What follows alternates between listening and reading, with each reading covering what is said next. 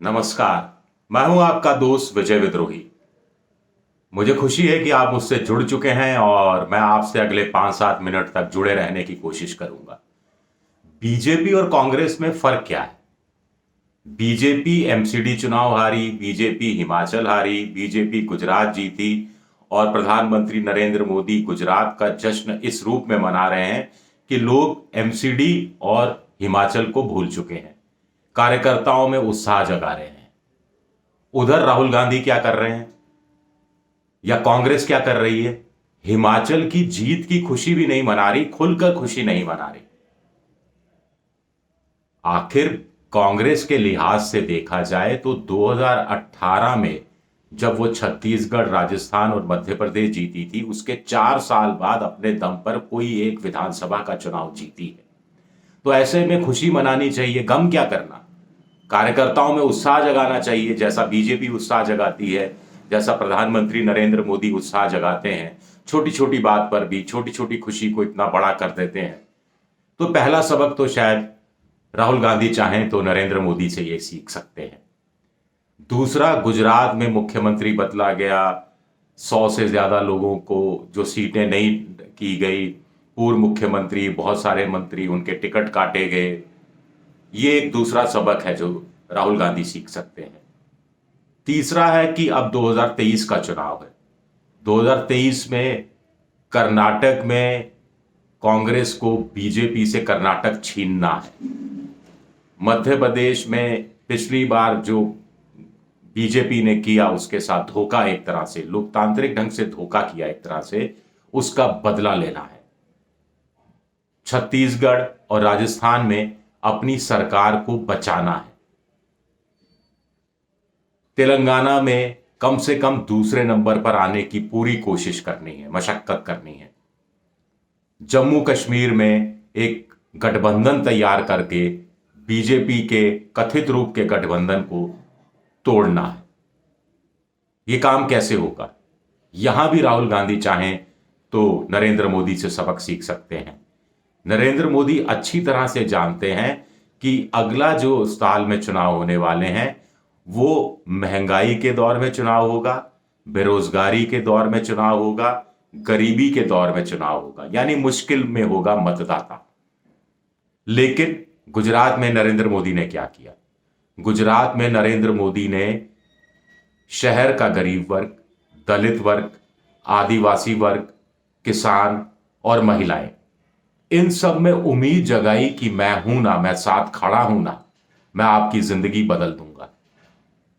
इसमें हिंदुत्व का तड़का काम आया और राष्ट्रवाद का तड़का काम आया। राहुल गांधी ये सबक सीख सकते हैं। अब आप कहेंगे कि हिंदुत्व और राष्ट्रवाद का तोड़ क्या है राहुल गांधी के पास? सबसे अच्छा, सस्ता और आसान तोड़ है जिस पर वो अमल कर भी रहे हैं। 2500 किलोमीटर की यात्रा कर चुके हैं और भारत जोड़ो यात्रा हिंदुत्व और राष्ट्रवाद का एक अच्छा तोड़ है, क्योंकि वो मिलन, भाईचारा, प्रेम, शांति, दुश्मनों को भी गले लगाना, ये सारी बातें कर रहे हैं जो हर भारतीय दिल से चाहता है। दिल से हर भारतीय बहुत अच्छा होता है। कनेक्ट भी कर रहे हैं। मोदी कनेक्ट करते हैं जनता से, राहुल गांधी भी कनेक्ट कर रहे हैं, कनेक्ट करना सीख रहे हैं। जनता भी उनसे कनेक्ट हो रही है। कौन सी जनता कनेक्ट हो रही है? दलित कनेक्ट हो रहे हैं, आदिवासी कनेक्ट हो रहे हैं, गांव और शहर का, देहात का गरीब आदमी कनेक्ट हो रहा है, महिलाएं कनेक्ट हो रही हैं, किसान कनेक्ट हो रहा है। और हिंदुत्व और इसके साथ साथ राष्ट्रवाद, जैसा मैंने बताया, उसका तोड़ भारत जोड़ो यात्रा से निकला हुआ धर्मनिरपेक्षता का एक संदेश है जिसकी भारत को बहुत ज्यादा जरूरत है। केजरीवाल भी मोदी की राह पर है, लेकिन केजरीवाल का भरोसा धर्मनिरपेक्षता से उठ गया है। वो भी हिंदुत्व और राष्ट्रवाद को ज्यादा एक मुफीद साधन मानते हैं सत्ता की सीढ़ियों तक पहुंचने का।